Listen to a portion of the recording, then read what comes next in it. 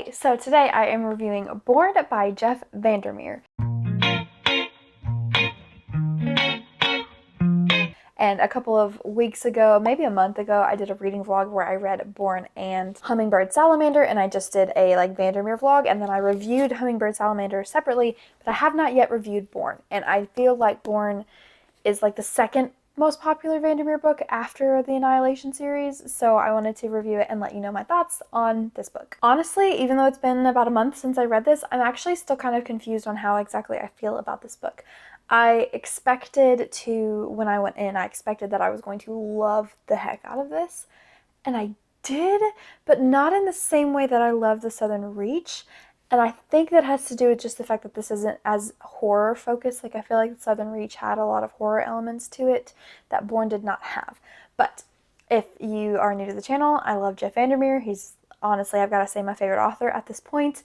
He writes new weird fiction. He kind of jumps in between genres of science fiction, post-apocalyptic, fantasy, and this one was a thriller. He writes in a variety of genres, but he always has this new weird fiction twist to it, which is a newer category, a newer genre of stuff that's coming out where it's hard to explain, but it thrives on non-explanations, really trippy, almost psychedelic creatures and experiences, and it's very cosmic horror-y is the only other way I can describe it. It kind of thrives on this fear of the unknown aspect, as far as I understand it. So this is actually a post-apocalyptic style story. We are following a woman named Rachel. She is our main perspective, and she is a scavenger in this post-apocalyptic setting. She goes throughout the city that she's in, and she scavenges. The city is basically like ruled or overseen and kind of kept in fear by a giant bear that's like 3 stories high. And one of the ways that Rachel scavenges is that she climbs on this bear because he'll walk around the city and he'll get stuff stuck in his fur. It's really weird to explain. This book is about how one day she's out scavenging and she finds this weird creature thing on the bear, and she brings it back home, and the thing develops a consciousness and a sentience, and she calls it Borne, and they become friends. That's the general start of how the book goes. The focus and the themes are really on survival, friendship, relationships, and like ultimately corruption. Whether or not you can fight against a destiny of corruption if that's what you've been designed to do, or whether or not you can make your own way in the world. What I loved most about this book is what I call the Winn-Dixie storyline, where it's basically a girl and her dog story. Borne is almost like a dog creature, and it's woman's best friend, and they're big pals, and they go on adventures together, and that's like the main thing that's happening. That's where most of the plot comes from, is their relationship. Rachel lives with and is in a relationship with a man named Wick, and Wick used to work for the company that kind of let everything go to waste. They were inventing things and working with biotechnology, combining animals and nature with technology for survival basis, but they end up just kind of corrupting themselves and corrupting the city around them and apparently the world until everything is just deteriorated and they're in the state that they're in. You can see I'm having a difficult time articulating my thoughts. It's a very weird book in concept. Like, what's actually happening is a lot weirder than the aspects of it that were weird in the Southern Reach trilogy. I don't really have much more to say as far as the description goes. You can look up the blurb online. There are other reviews out there that can probably tell you more. But I want to talk about the 5 main elements of a novel and how well this novel did with those 5 main elements. The first thing that I like to talk about is the pacing. And while I will say that the pacing of this book was consistent, it was slow. VanderMeer is a slow writer. He enjoys taking his time, crafting a world, building up an experience, and getting to know his characters really, really well. So if you are a fast-paced reader, someone that wants things to be happening quickly, this is not for you. We are following the day-to-day escapades of Rachel and Borne and watching the growth of their relationship. The next aspect to talk about is the prose, and I feel like with VanderMeer books, these are all going to be pretty typically the same. It's an introspective writing style. It is not necessarily full of a lot of dialogue, and it's almost stream of consciousness, although I will say that Borne is less stream of consciousness than either The Southern Reach or Hummingbird Salamander, in my opinion. It's almost more like Rachel is focused on recounting the events of her past to us. It is in like a past perspective where we can tell that she made it out wherever out is wherever she's writing this down for us.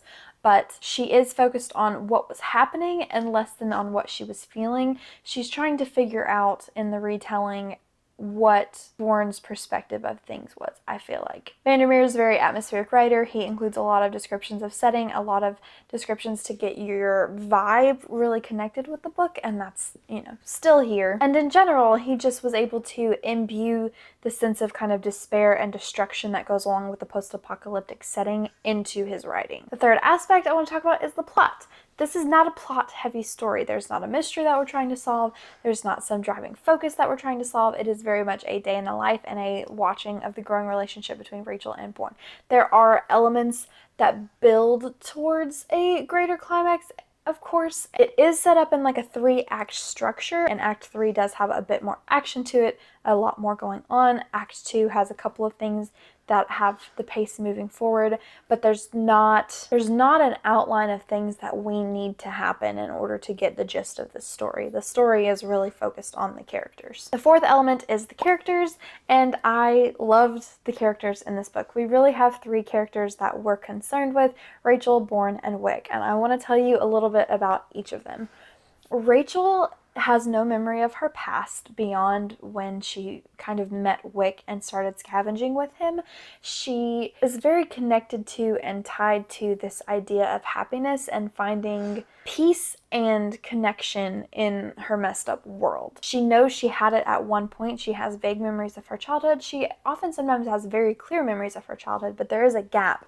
And she clings to those memories of her childhood as a way of helping her survive the setting that she's in now. She and Wick both have memories of the time before things went bad. And that almost makes it more heartbreaking to witness what they're going through at this point. She is a very resilient character. She does have some things happen to her that were kind of traumatic, so trigger warnings for like assault and torture. But ultimately, she is very strong and she's very determined, and she cares deeply about the people in her life. She's not able to set aside her feelings for the people around her, even though the situation that they're in would mostly ask for that. It's kind of like an every man for themselves survivalist story, but she's not able to do that because she has and she desires connections. Wick is a very quirky person. He's very secretive. He has a lot about his past that he doesn't want Rachel to know, and it's almost because he feels ashamed of his past. He did work for the company, and I think he has a lot of guilt tied to what the world has become now. He is very suspicious, and he is actually very different from Rachel in that he does not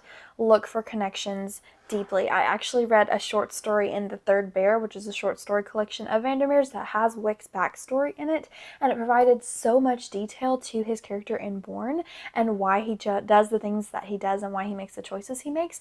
But he's the opposite of Rachel in that he is looking to push everyone out and is looking to keep people at arm's length. And that makes their relationship dynamic really interesting. Both of them, though, have a sense of distance in their relationship. They're together as a couple, but they're not together in the way that you and I would think of as a couple, like in love, sharing every aspect of their lives, because they're still in a traumatic setting. Wick just seems like a really fun person to me, though. Like, I feel like he reminds me a lot of a friend that I had in school. Really smart, really quirky, and tends to kind of do things their own way. But I really enjoyed Wick, and I enjoyed seeing the conflict of his personality with Rachel's personality. And the third character is Borne. Now, Borne's character I can't give you too much detail about because this book is about Borne's character. Even though we're in Rachel's perspective, the book is about Borne. In general, though, Borne is a very fun, loving jokester of a creature. He is sarcastic, and he is witty, and he is constantly having these just like roundabout topsy-turvy conversations with Rachel because he doesn't have the collective consciousness that humans have. He's just a creature, and he absorbs and interacts with the world in a completely different way than anything we've ever seen. Because of those strange interactions, he has this really hilarious and genuine and innocent way of connecting with the world. I love Borne. Borne is amazing. VanderMeer does an excellent job with character. That's his main focus when he writes, I feel like, is getting you in the mind and in the heart and soul of the characters that he's writing and having readers connect with his characters on that deeper level. He does a great job.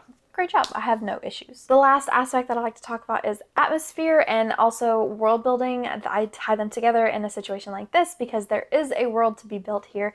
It is a post-apocalyptic setting with strange things going on. So all of the technology in this world is connected to nature.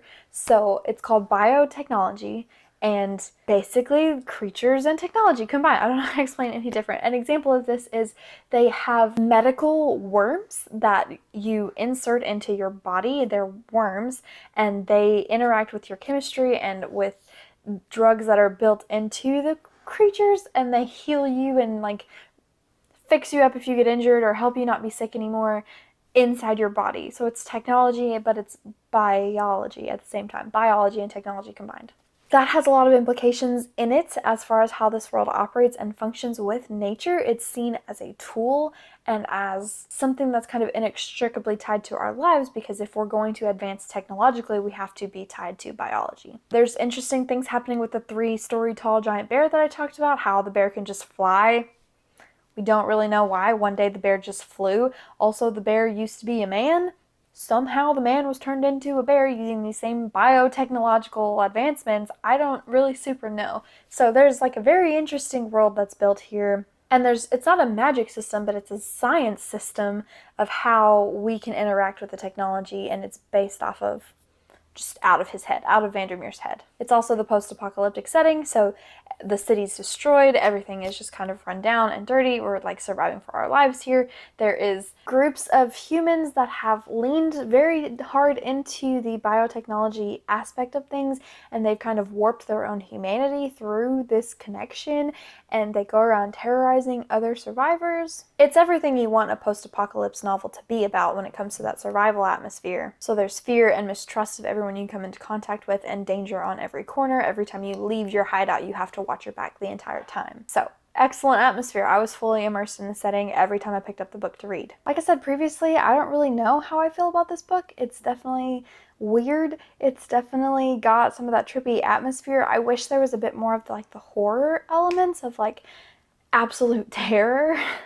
That's what I enjoy best from Jeff VanderMeer. But there were definitely interesting elements here that I haven't read in any of his other books, and I really enjoyed the book, and I gave it 4 stars. And it's everything you'd want from a VanderMeer. Most everything. I don't really know how to wrap this up just because my feelings on it are just very confused, but that's my general review of how everything went. I don't know why I'm being so awkward, but thank you so much for watching this video. If you are a Jeff VanderMeer fan, make sure you comment down below. I want to connect with all of you people because he's my favorite author. If you've read Borne, let me know if you disagree with anything that I've said here, if you read it a different way than I did, because you know, we all read things differently. If you like the way I talk about the books that I'm reading, please make sure to subscribe. I try to post videos every Wednesdays and Saturdays, but I'm not always successful. I hope you are enjoying whatever you're reading, and I will see you in the next video.